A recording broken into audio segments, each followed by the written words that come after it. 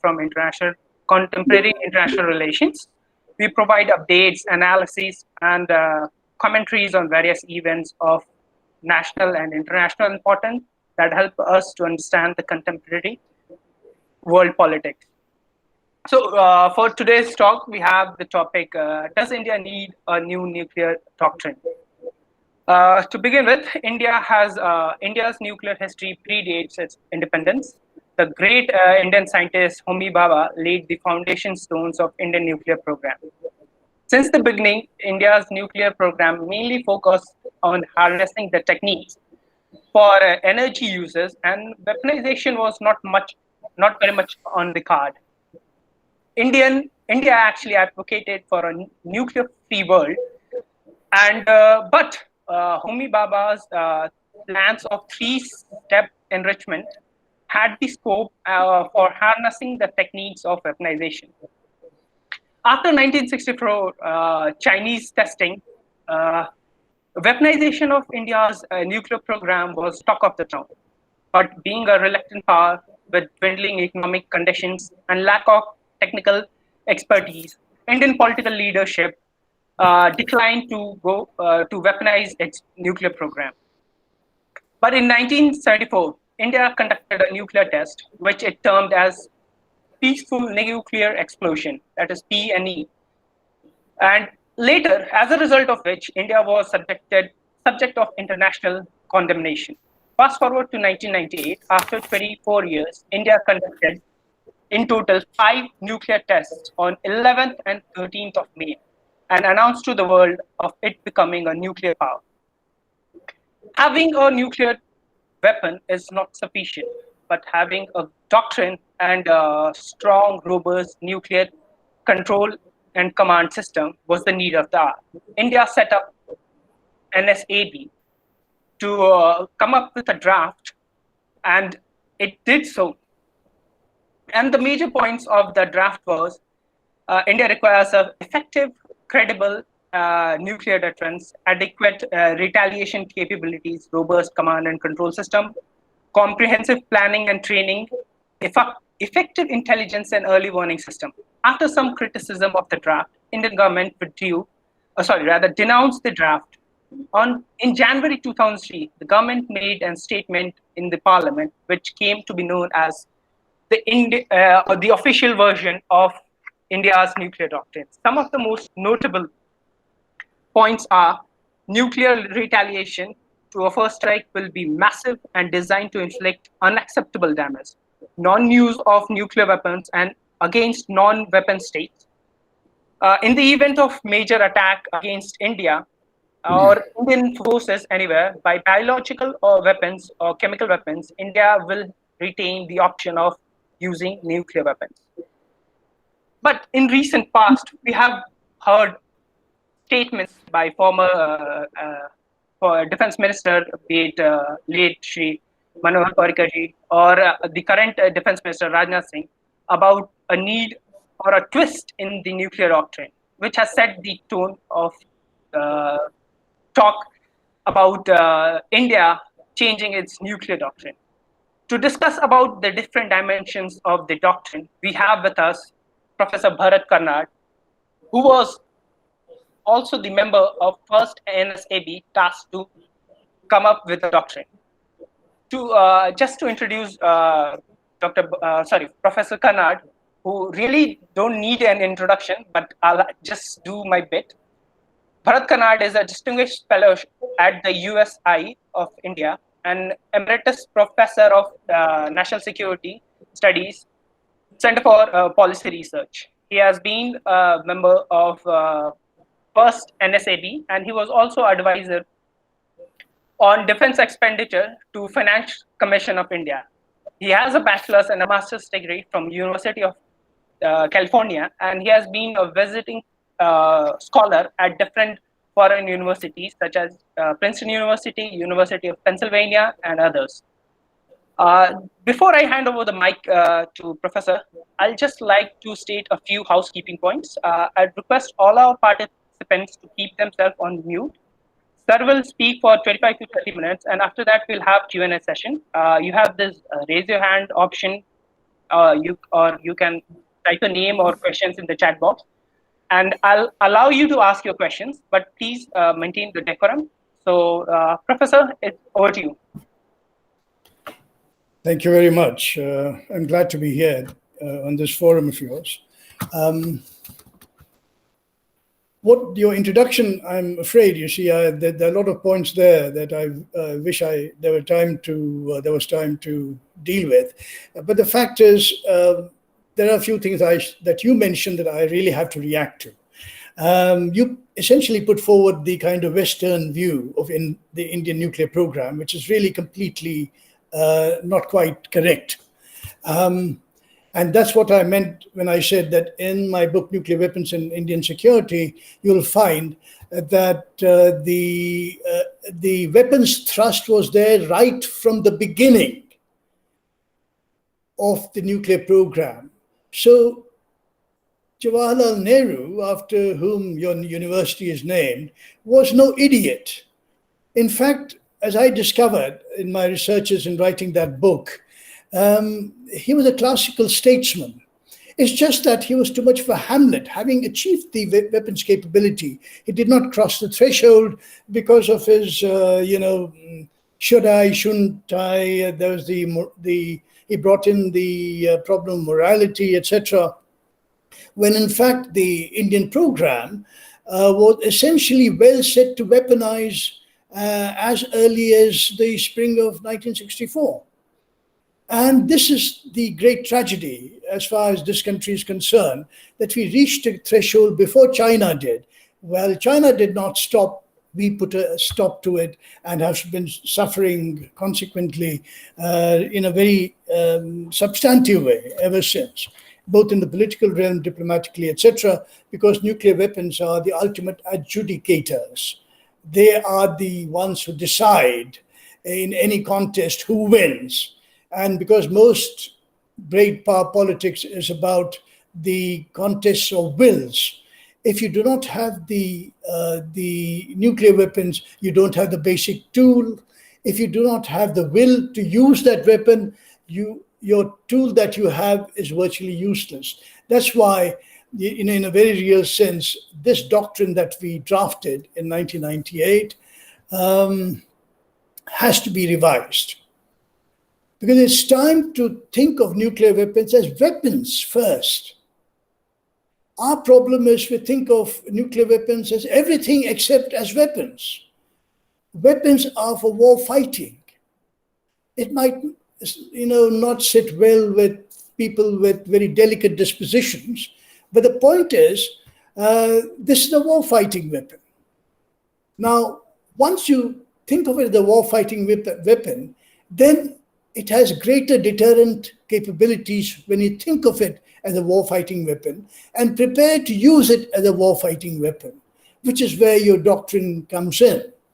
Now, when we wrote the doctrine, in a sense, we were preempted by the Prime Minister who on May 28th, 1998, went to Parliament in a suo motu statement, if you recall, and said that we are going to have a nuclear force and it'll be for deterrent purposes, is going to be minimum deterrent. He mentioned minimum deterrence.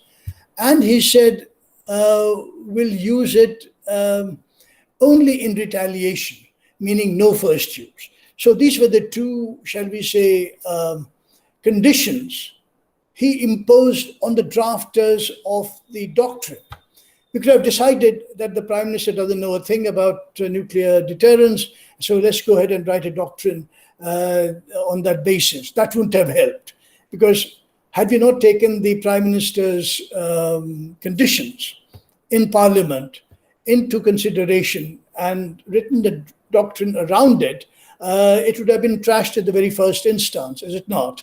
So therefore, we used the Prime Minister's instance of minimum deterrence and no first use into the writing of the doctrine.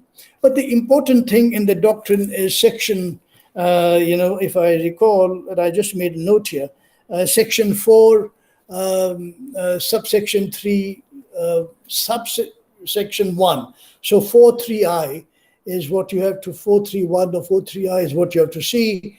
in terms of the operational aspect of the doctrine, which is, it says that the force we have has to endure iterative attempts at attrition, meaning you have to be able to have a force large enough to absorb repeated strikes by the enemy before you react, which means we have built in elasticity into the doctrine, into the force structure, saying that you can build it up for as big a force as you want it.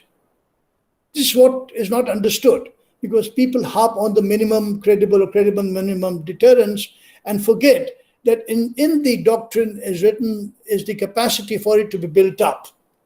Okay, that said, what is the real problem with this doctrine as I saw it? And we tried to, as I say, work around the Prime Minister's condition of minimum deterrence and no first use. The problem with this doctrine is it says that it's going to be used in a retaliatory mode, and that too in a punitive retaliatory mode. If you look at the section 3, I think, you'll find it there, and also in the initial para, you'll find retaliatory in use in retaliation only, and then that is further elaborated in section 4, wherein you're talked about punitive retaliation. Now, punitive retaliation is not a problem if you're dealing with a Pakistan or some minor nuclear weapon state, around you. But it doesn't really work when it comes to China, because China is building up and modernizing to take on the United States. Now, if some of you have been following the latest developments of the Chinese strategic forces, rocket forces, you'll find that they are building up to 475, 500 weapons plus force, which, by the way, is what I said would happen vis-a-vis Chinese build-up in my 2002 book, Nuclear Weapons and Indian Security. I said then that the Chinese are going to build up because they'll want to match the American forces, not in terms of numbers, but in terms of having credible deterrence vis-a-vis Americans. And you can make your calculations in terms of exchange ratios and so on, wherein you will get that figure. And I worked out in an elementary sort of way why we needed to have some 475 weapons at a minimum. So, that apart, the no first use was a real problem with this doctrine as I see it. As I said, the drafters of the doctrine couldn't escape that condition imposed by the Prime Minister, then Prime Minister Atal Bihari Vajpayee. Now, what's the problem with no first use? No first use is not a problem if there's no war or no crisis. But as I've argued in my book, Nuclear Weapons and Indian Security, you have, the problem is when there's a crisis and you're facing a major nuclear power, like we are now doing China. What do we do, for instance, when a conventionally superior military is confronting you, is belaboring you on your front, as China has done in Eastern Ladakh, as it did by way of a test, a testing experience for them in Doklam in 2017, and we are going to have a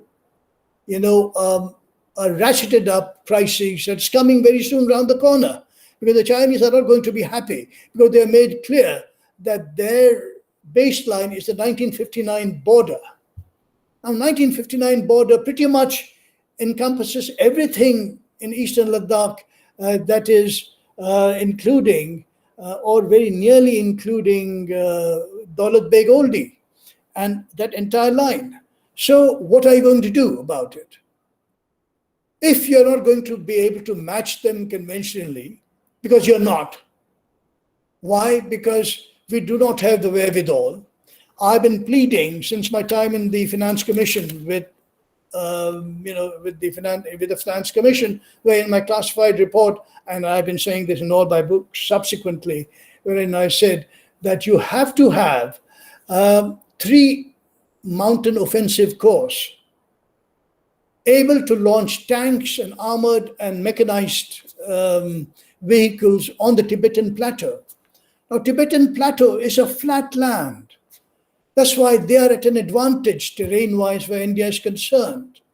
In the east, northeast, and in the central sectors, India has to climb up to get to the plateau, meaning our troops are at a great disadvantage, including a prepositioned supply line, when you have to climb up nearly to 14,000 feet from sea level to be able to get to our line, the line of actual control, the LAC.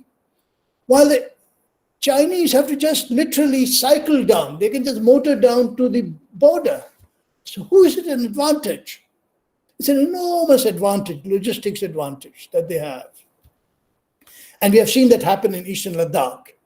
While we have had to, take our forces up to 14,000 feet to nearly Lay's at 14,000, 14 Corps, 17 Corps headquarters, or 14 Corps headquarters, sorry. You have the forward positioned, troops, and now we have tanks there, which really are outclassed by the Chinese because they can concentrate their forces at any point, anywhere along the LAC very easily. This is the real problem we have.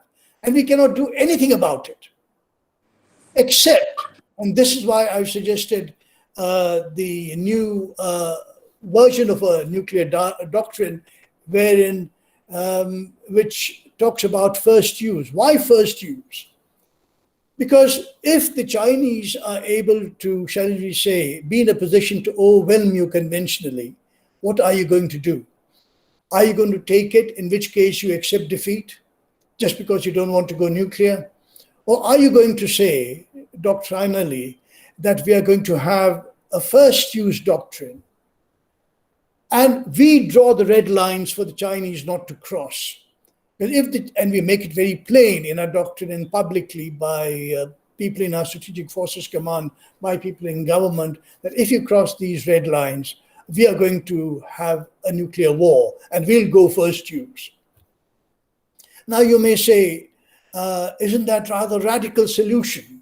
Well, yes, because for the obvious reason, it's been used and very successfully by Pakistan against India. First use, think of it. Any conventionally inferior force, a country with a conventionally inferior force, will, if it has nuclear weapons, will go first use to deter the enemy from using their conventional superiority. This is what North Korea did to America just 2 years ago, right? When Trump was talking nonsense about fire and fury, and all Kim Jong-un did was say, okay, you come in and try to take us out nuclearly, we'll blast Guam, we'll go to your extended deterrent ally, Japan, we'll take out Japan, we'll take out Guam. Now, this is extraordinary step for Kim Jong-un to take, and it worked because the United States was absolutely, forced into standstill. They couldn't do a damn thing. They talked big, but you couldn't do a damn thing, right? Now, that is the beauty of nuclear weapons. It lowers the risk threshold, which is what you need to do vis-a-vis an enemy that is manifestly superior to you in conventional terms. You don't want to fight him conventionally because you cannot match him conventionally. We do not have the forces in theater. We do not have the supporting infrastructure in terms of cybersecurity, cyber warfare, for instance. I'm sorry to say that if this is news to many of you, then be very alarmed by what I'm going to say. But our cybersecurity is really very basic and minimal. The Chinese cyber warriors are going to take you out before you even begin. Your command and control in the conventional superior, conventional military forces that you have, the forward deployed forces, are going to be cut at the very first instance by the Chinese. And they'll have to work blind and deaf because they cannot get across to the command. They cannot be controlled by the command.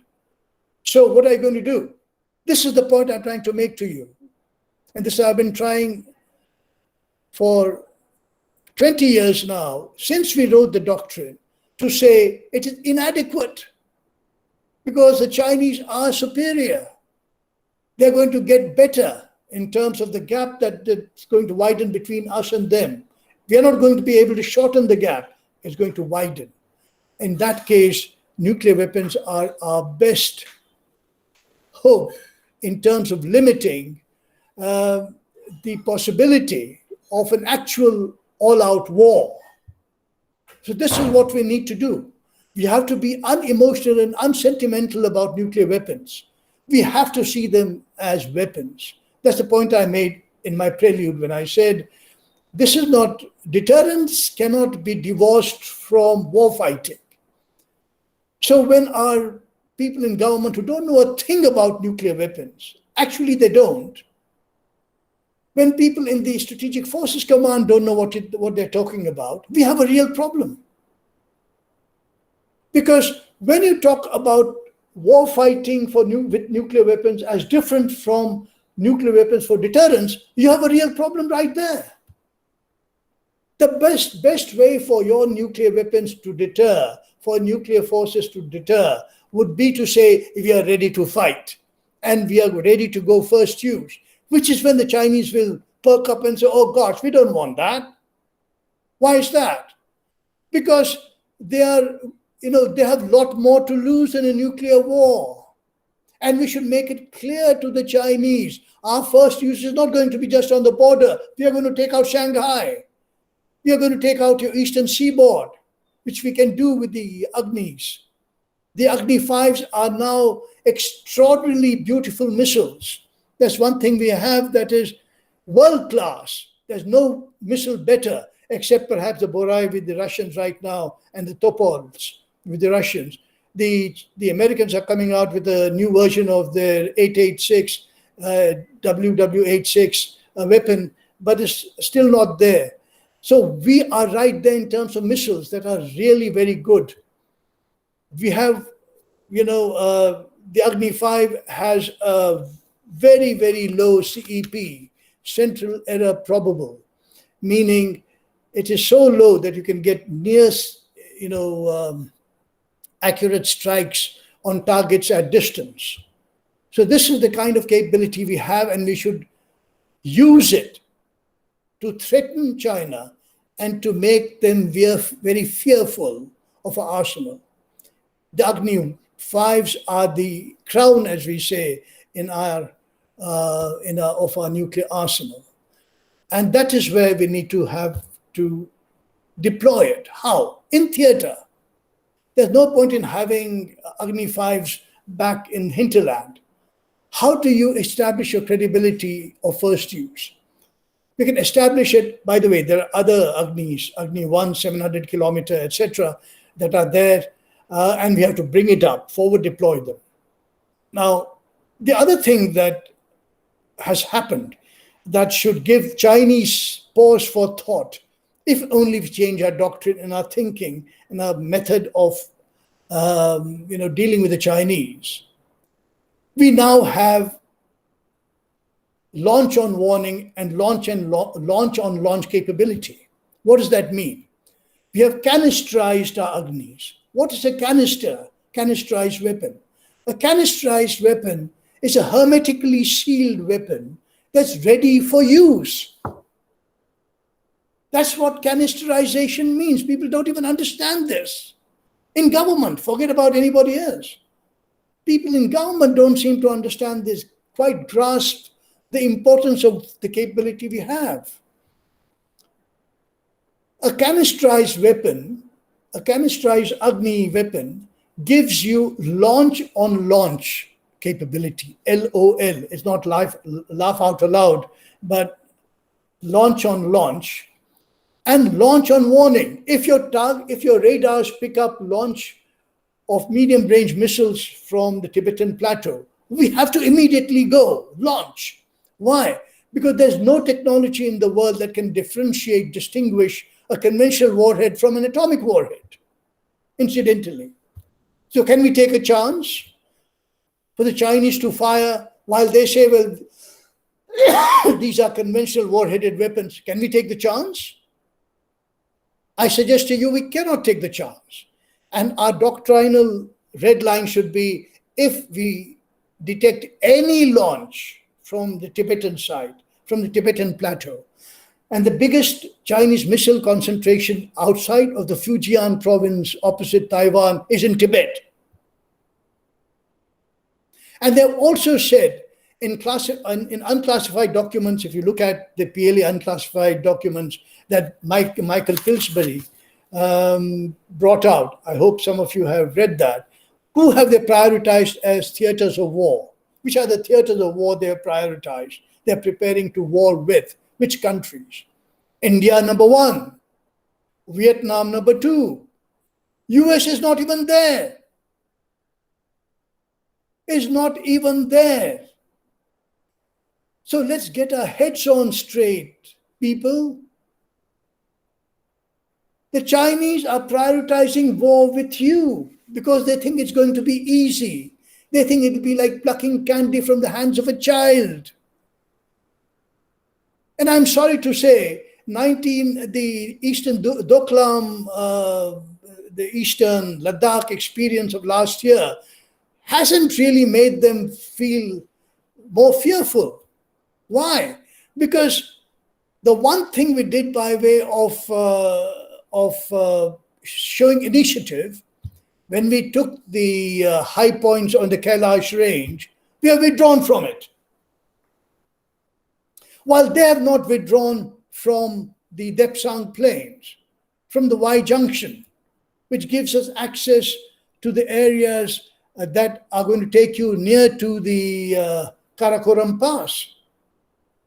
So while they got what they wanted, we lost what we had by way of initiative and terrain advantage. So the Chinese are going to play you unless you stop being played and you say, look, Mr. Chinaman, you are not going to fool us. Now, this takes a lot of doing because our MEA seems to be the worst kind of people to deal with China. I call them the great appeasers. These are the great appeasers. They want to appease China, to win their goodwill, to be nice to them. We want to be friends with you. The Chinese don't give a damn to be friends with you. They are strategically minded in terms of, and strategically driven in terms of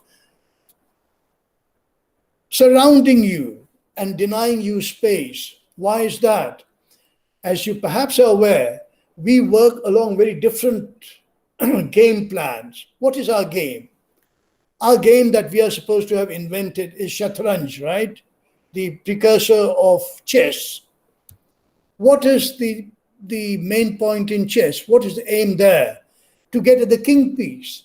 If the king piece is down, you're lost the game. While the Chinese play to a different strategic game, a statecraft game, which is what? Wai Chi.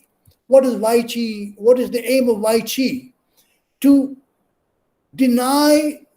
Now think of Wai Chi as a game board, a chess game board. And the Wai Chi aim is not to take the king piece, but to occupy as much space as possible, as many squares as possible, so you can't move. Brilliant. That is strategic thinking. That's why I've said, because we don't have the strategic brains in this country, maybe what we should do is just emulate the Chinese, imitate the Chinese, don't do anything else. Emulate the Chinese in what they do, in how they do it, how they think strategically, because we don't seem to have the strategic mindset. Okay, if you don't have it, do the next best thing. Do as the enemy does. Except, and here it's very unfortunate, we are stuck on Pakistan, which is a nothing country. For 35 years, I've been arguing Pakistan has never been a threat, can never be a threat, is not now a threat, was never a threat, and to sort of elevate Pakistan to as a threat is for Pakistan a great foreign policy victory, is for them a great national security policy victory. While we are ignoring China, we are fixating on Pakistan. Fortunately, 30 years of hammering it in has finally worked into all my books. Now we are finally moving to saying, yeah, okay, maybe China is the threat. Why? Talk of being slow about the most obvious kinds of things. So we are obviously no geniuses at this military game. Let's be very clear. We have a very pedestrian record in terms of military achievements. Very pedestrian. We blow it's up these things as if Indian military is great. It's not. And I say this to the military, Indian military, when I lecture them, because we shouldn't try and fool ourselves. That's the worst thing that can happen. It's one thing for the army to say, or for the Indian government to ballyhoo the Indian military, etc. Fine. But it's wrong for the Indian military to believe these advertisements about itself. That's one thing all advertising people will tell you. Don't believe what you're trying to sell, the product you're trying to sell. So, if we have our hands tied, as it were, with a wrong force structure that is optimized for Pakistan, you do not have the wherewithal to deal with China in the main, then nuclear weapons are your best bet to prevent the Chinese from getting their way. And this is now to be reflected in the new doctrine. The new doctrine has to have this aspect of first use, and we can say it specifically mention China. Mention China, against China. This is for China, not for Pakistan. Pakistan will never have the gumption to use nuclear weapons, no matter what you do to it. Why? Because the exchange ratio, I hope you people know what in the military jargon exchange ratio is. Exchange ratio means the ratio of the destruction absorbed by a country to the destruction inflicted on the adversary. That's the ratio. It is so unbalanced where India and Pakistan are concerned, for instance. Let me give you something that the National Security Council here we worked on. We have played games. It's an iterative games that we have played, wherein you get the idea that 2 Indian cities will be lost. True, to a Pakistani attack. But you know what Pakistan stands to lose? All of Pakistan. There will be no Pakistan. And I've said it to Pakistani military audiences in Pakistan. You're good not to believe in your own advertisement, and they don't. This is the difference between, and I've seen this, the Pakistani Strategic Plans Division are very, very professional. All professional, all career officer cadre. Unlike here, where everything is in rotation in the Strategic Forces Command, where you come in from somewhere just like generalist civil servants. They are rural electrification one day, they become health and sanitation the second day, and become defense secretary the third day. Now, what the heck are you going to do about defense if you're going to have these kind of generalists running around? But military too are manned by generalists. I'm sorry to say, in the nuclear realm, they're not specialists. Like on the Chinese side, the SASF, the Second Artillery Strategic Forces in China are manned purely by a nuclear cadre, which is what I've been advocating for years together. Please get a nuclear cadre of armed forces people who think nothing but nuclear, who deal nothing but with nuclear matters, who handle nothing but nuclear weapons and the delivery systems. That's what we need. Pakistan has that. China has that. We don't have it.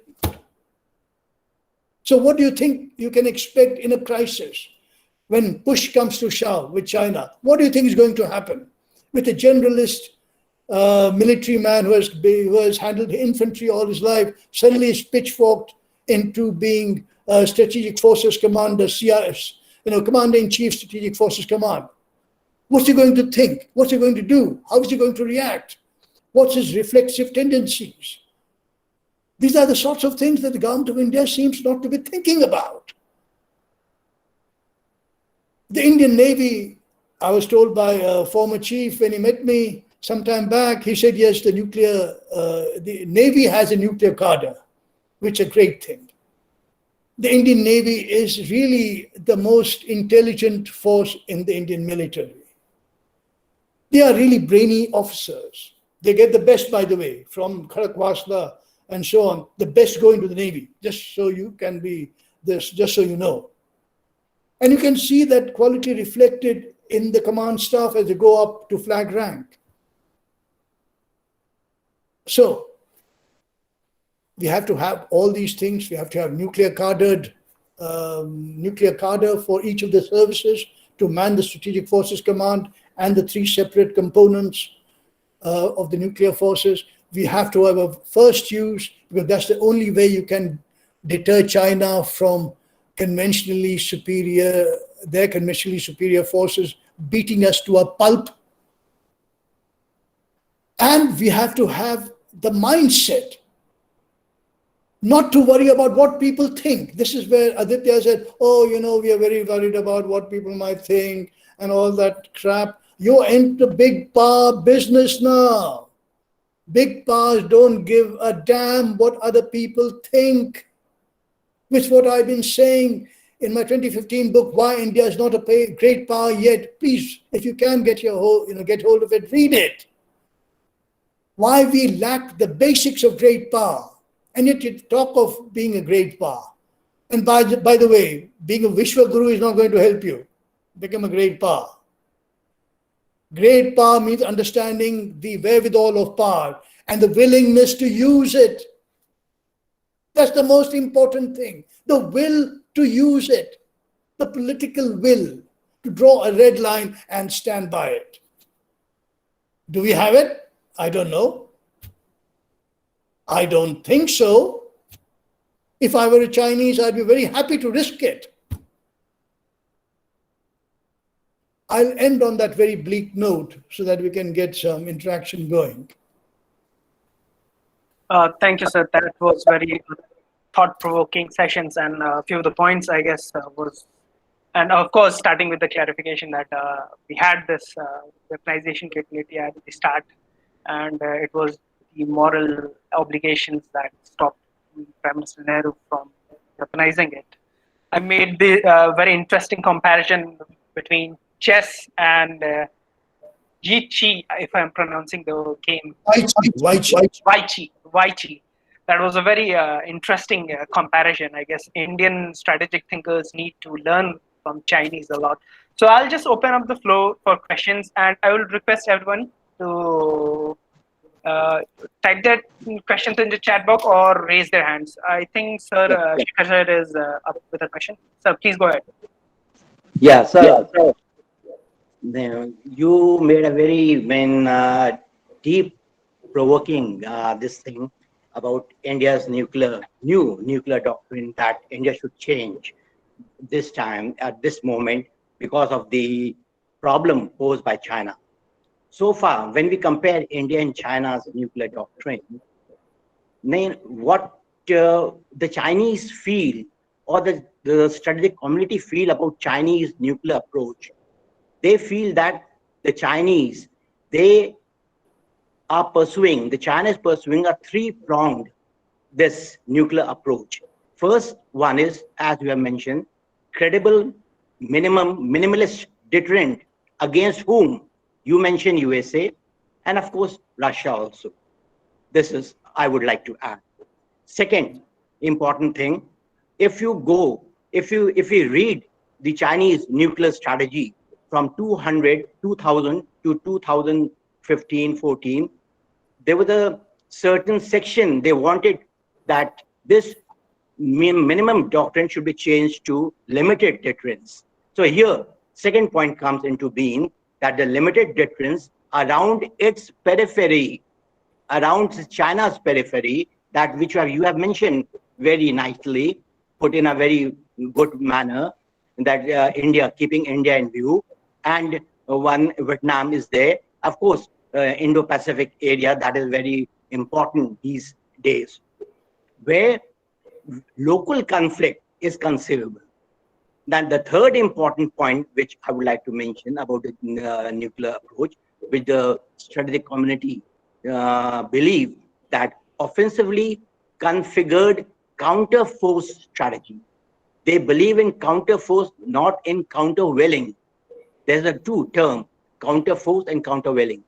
They believe in counterforce strategy. So in order to put India in a you can say in a worsened position, or they can dictate terms. If you see the history of Sino-Indian dialogue, they are always offensive. Either they enter the country, either some part of a land, and they go away, and then they have a dialogue. So this kind of approach you are talking of, this thing, will to use, that is very good, but we have not seen this thing happen even in the case of USA and USSR, when this was at the peak. Nuclear, this thing was a peak, and when it was mentioned that two Scorpio in a bottle, the American and the Russians, they are, there are two nuclear powers, they are in a tight bottle. Now nobody is ready to drop a bomb on them, because both of knew that both will not survive. So survivability becomes important. And in that case, you talk of Agni, very good. So Agni is a very good this thing. And Shanghai and other provinces, it can target 5,500 kilometers. But what about Chinese? Chinese, whether consider India to be a serious this thing, because they consider USA.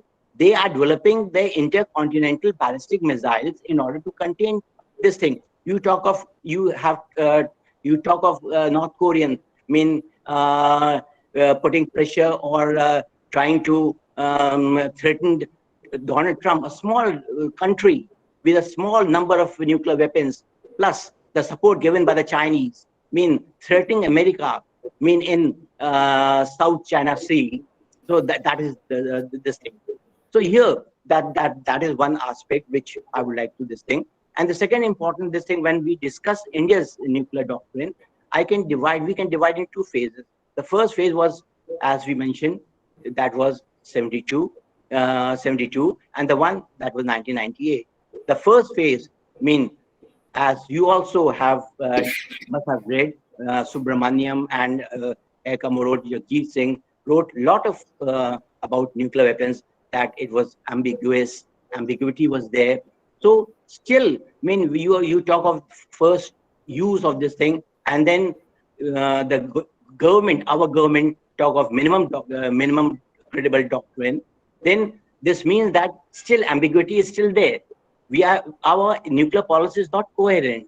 It is not clear crystal so far in dictating terms when we talk of China as a potential this thing. Earlier, China was a challenge to us. It was not a threat. Yesterday, China was a challenge, but today, China is a threat. We always regard, as you said, that Pakistan as a threat. But today, China is a major threat, and of course, Pakistan is nowhere. But for China, Pakistan's survivability is very important because of the economic corridor. Because China's interest not only lies with India's this thing, bordering areas, of course, there, but they want to move into warm water, so they can move towards Middle East, they can move into Africa. So this is how, what the Britishers had planned long away when they have conquered. We used to say that they rule over the wave of the sea. That was the strategy, and how much colonies they had. More than 4,000 colonies. So China's strategy is to rule over the world now. That is their policy, and they are doing this, and they have done this. And India, being this thing, India has to do a lot in order to become a big power or a major power. India has to, to act or react in a similar manner what the Chinese are doing. Unless we don't do this, as you have said, that then it will be what we have seen in Galwan Valley. I mean, offensively they came, and then there was a stalemate. This thing where diplomacy failed completely, because in war diplomacy comes first, and when diplomacy fails, then war comes into being.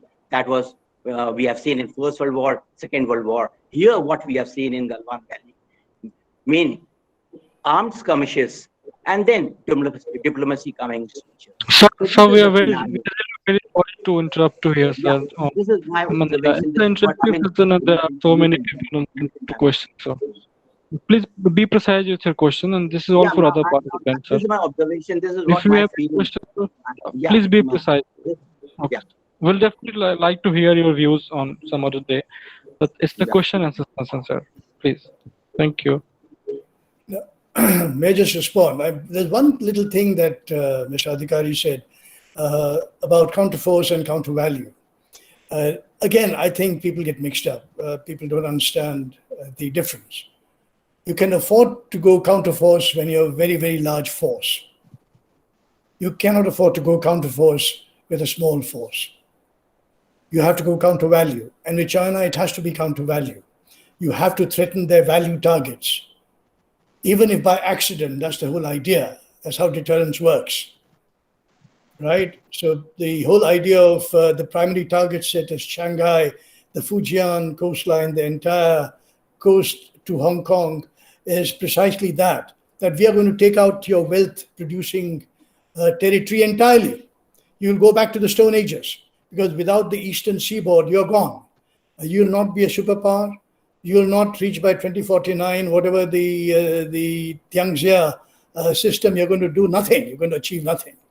So this is what you have to threaten, and this is what you build on. So we're never going to get to the Chinese force levels anytime soon. They are now building up to, as I've said to you at the beginning, they're building up to the 500 weapons level. And just recently, if some of you are following the newspaper reports, they're digging 110 silos in Hami in eastern Xinjiang, and just a little while ago they discovered, the satellite U.S. intelligence discovered 15 odd silos, long range ICBM silos in Jilantai, and so on. So they are being very serious about matching and being the equal of America, which gives us the chance, because we'll never have the wherewithal, we'll never have the resources to get to that point. We have to, therefore, with first use, threaten to take out the entire economic base. Think of it. When you threaten China with taking out entire Shanghai belt, entire thing gone. You can be sure of it. It's gone. What do you think China is going to do? Start a war with you? So but you have to be credible. Our problem is we can't hold our nerves in the crises. That's what I've said in all my books. We don't have the nerve. We don't have the capacity. We don't have the will. We don't have the vision. We don't have a strategic mindset. We don't have anything. We think tactically. We can't think beyond our noses. We can't see beyond our noses. This is our problem. Sorry. Go on. Next. So we have a question by Rahul. What are the differences and similarities, if any, in the Chinese and the Indian version of NFU when it comes to the concept of war fighting? The Chinese NFU is, especially in the cyber warfare context, they are going to try and take out your command and control grid to the nuclear command and control grid. So however redundant systems that you have built in, and we have built up in a redundant way, communication CNC, and so on and so forth, we have built up redundancies. The fact is, we don't know how far and how powerful they are in terms of their cyber capability. We get glimpses of it. Just the other day you saw where they took out our grid in certain parts, and so on and so forth. So we don't have that kind of capability. We'll have to build up. when the Chinese do anything, they do it in a very serious way. We do it in a very lackadaisical, complacent way. And I don't want to get into details, but we really are in a very, very difficult situation right now in a strategic sense. So the difference is that they lead with the cyber in the hope that they don't have to actually use the nuclear weapons. When they take out your command loop, nuclear command loop, there's nothing you can do. Except, and this is the point that our submarine commanders will have to use their brains and use the instincts as to what's happening. That's the danger that the Chinese impose on themselves if they cut off our command loop, is that if we lose our communications to our submarines, then they become autonomous weapons platforms. And it's up to the captain of the nuclear Arihant or the other upcoming Arihant class SSBNs to launch their missiles. So the Chinese take the risk if they cut off our command loop that our autonomous weapons platforms can then launch as per the instincts and impulses of the platform leader, which is in this case the SSBN leader, commander. So that is what they have to be afraid of. Now, as far as the Americans are concerned, look, the Chinese don't want to go toe-to-toe with the Americans or with the Russians. The reason I mentioned America is because the American forces are, shall we say, their delivery platforms and satellited sensors and so on are far better than the Russian at this present moment. And certainly far better than the Chinese.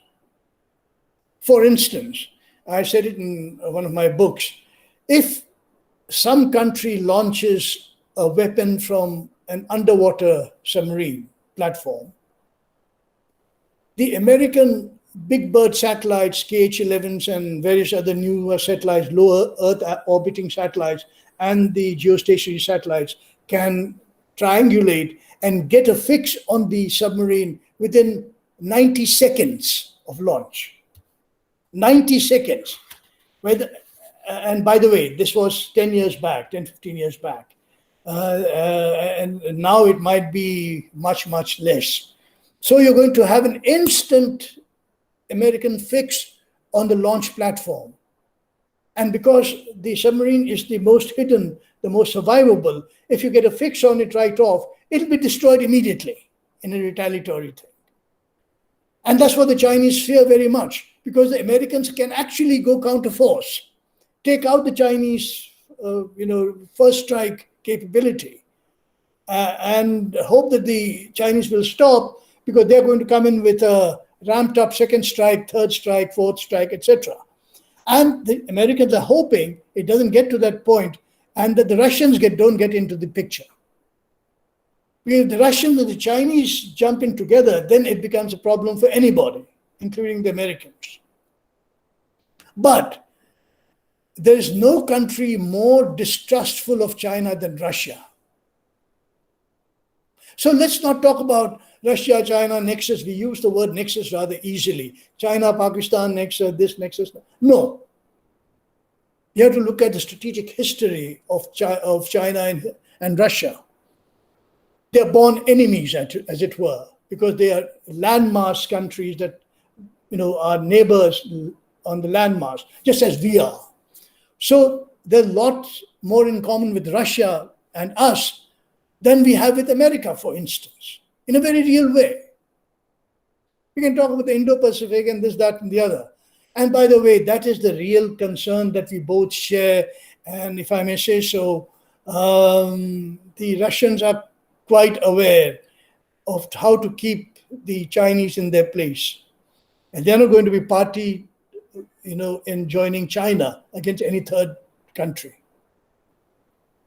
And if we play our cards correctly, as I've been saying, as I've been recommending for, again, years, for decades together, let's co-opt Pakistan. Co-opting Pakistan is very easy. They're eminently co-optable. But we don't take that. We don't take that option. Why? Because of our own internal politicking reasons.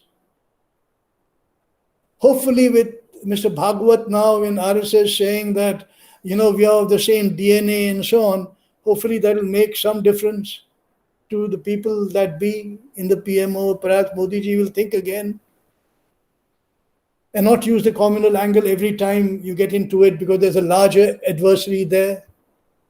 You have to really co-opt Pakistan. And as I said, they're eminently co-optable, and offer them a good deal.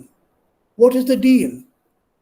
Deal is not to build up against them. I've said I said it in my nuclear security and nuclear weapons Indian security book, published in 2002, that we should unilaterally withdraw our nuclear forces from the western border. Unilaterally rationalize our 3 strike corps. We don't need it. Bring it down to 1 strike corps. With the additional 2 corps, we are converting the I corps.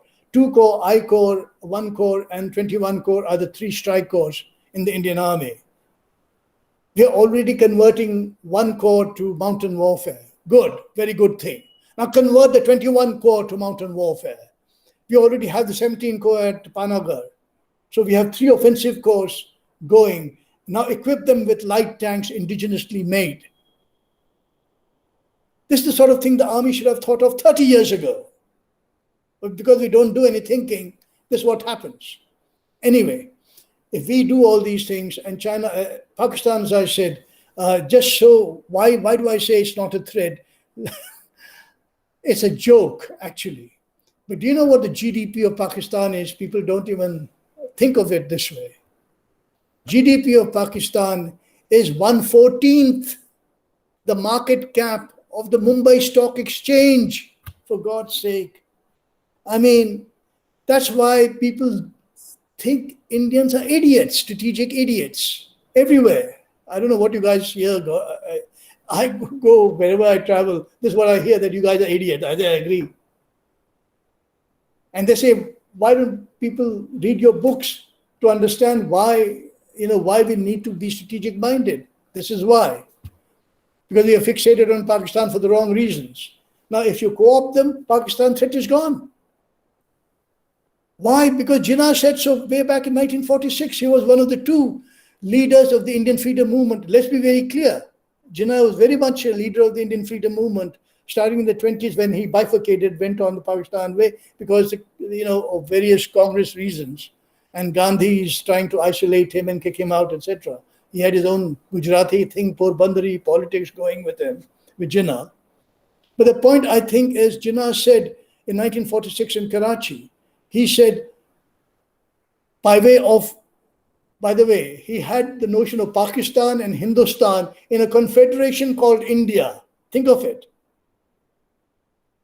Not Pakistan was Hindustan, or India. He said Hindustan, Pakistan are federated units in a whole called India. And he said Muslim India, as he called it, will be the guardian of the Western marches. And India will take care of rest of the security concerns of the subcontinent, maritime and north and east-wise. So China. That's what Jinnah said. So I quoted this to an audience of Pakistani generals, and they couldn't believe me. They said, no, you are regular, Brahmin-type characters who know everything, and you're trying to do some, trying to do chabi on us, giving us a chabi with all this. I said, okay, go look up. I'll give you the reference on Jinnah.